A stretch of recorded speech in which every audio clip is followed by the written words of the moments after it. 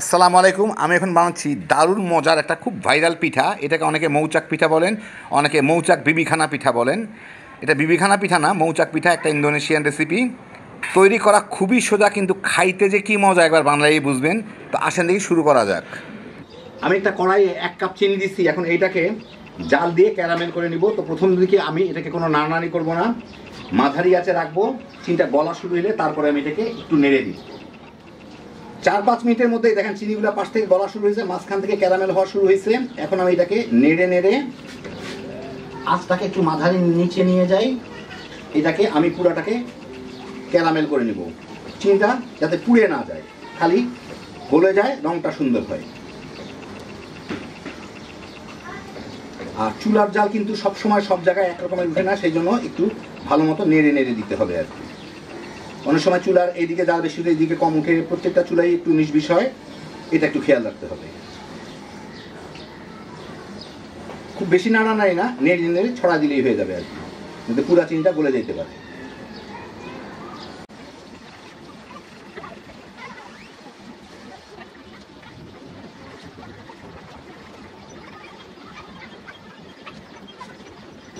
চিনিটা সুন্দরভাবে গলে গেছে।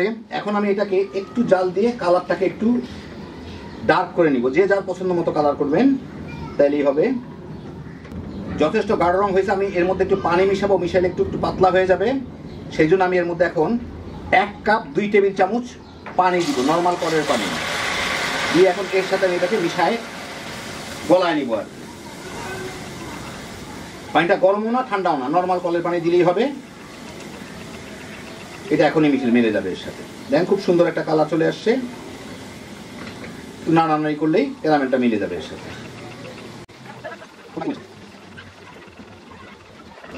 হ্যাঁ, মিলে গেছে। এখন চুলাটা আমি বন্ধ করে দিই।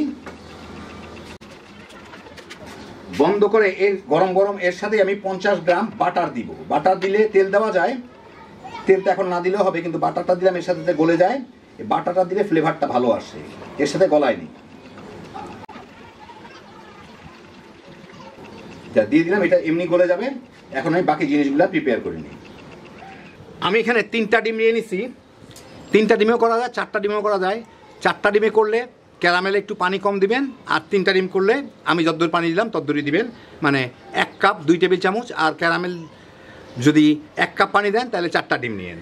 এর সাথে আমি সিকি কাপ 1/4 কাপ কনডেন্স মিল্ক দিব। কনডেন্স মিল্ক না থাকলে আপনারা সিকি কাপ মানে 1/4 কাপ গুঁড়া দুধ আর 1/4 কাপ চিনি এর সাথে দিতে পারেন। ভালো মতো ঘুটে মিলাই নিতে হবে। এতে যদি ফেনা উঠে ডিমের মধ্যে কোনো অসুবিধা নাই, কারণ এরপরে আমি যখন এর সাথে ময়দা মেশাবো ফেনা টানা সব মিশে যাবে, কোনো চিন্তার কারণ নাই। সেই জন্য ভালো মতো ঘুটে নিই। কনডেন্স মিল্কটা মিলাই নিলাম। আরেকটা জিনিস এর সাথে দিয়ে দিই, নাহলে ডিমের গন্ধ আসবে। সেটা হচ্ছে 1 চা চামচ ভ্যানিলা এসেন্স। এইটাও ডিমটার সাথে মিলাই নিই। ভালো মতোই মিলে গেল মনে হয়। এখন আমি এর সাথে দিব 1 কাপ ময়দা চেলে দিব। আমি একটু ময়দার বদলে 1 কাপ আটাও ব্যবহার করতে পারেন। এখানে আধা কাপ কর্নফ্লাওয়ার, 1.5 চা চামচ বেকিং পাউডার। না থাকলে শুধু বেকিং সোডা দিয়েও করতে পারেন, কোনো অসুবিধা নাই। আবার 2টা মিলাইও দিতে পারেন। এখন এগুলাকে একটু চেলের মধ্যে দেই। অর্ধেকটা দিয়ে একটু মিলাই নিই এর সাথে, তারপর বাকি অর্ধেকটা দিব।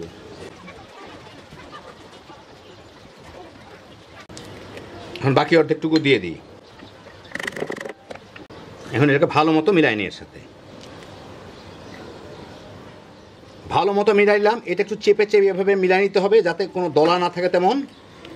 এখন আমি এর মধ্যে এই যে ক্যারামেলটা বানায় রাখলাম, এটা হালকা গরম আছে, এইটা মিলাই নিব। তো প্রথমে আমি একটু নেড়ে চেড়ে অর্ধেকটা দিয়ে নিই, দিয়ে মিলাই নিই এটা।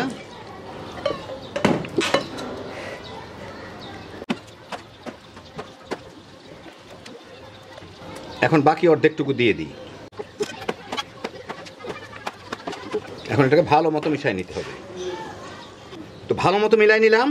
আমি এখন এটাকে এখানে আমি একটা 8 ইঞ্চি কেকের মোল্ড রাখছি। বাটিতেও দেওয়া যায়। নিচে একটা ওয়াক্স পেপার লাগাই নিছি, বেকিং শিট, সাইডেও একটু বেকিং শিট দিয়ে নিছি। এখন এর মধ্যে আমি এটাকে ঢেলে দিব।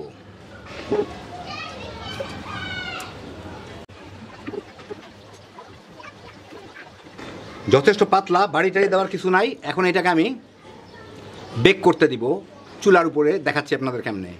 আমি চুলায় একটা তাওয়া বসায় দিছি, ওটা মাঝারি আঁচে গরম আছে, তার উপরে এই সসপ্যানটা রাখছিলাম, দুইটাই মাঝারি আঁচে গরম হয়ে আছে। এর মধ্যে আমি এইটাকে মাঝখানে বসায় দিব,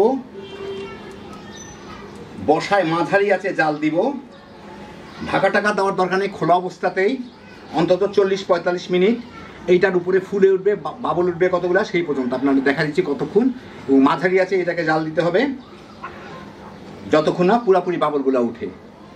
এই দেখেন চুলার জালটা এইরকম মাঝারি আছে, আমি এটাকে প্রায় 50-55 মিনিট কি 1 ঘন্টা জাল দিব।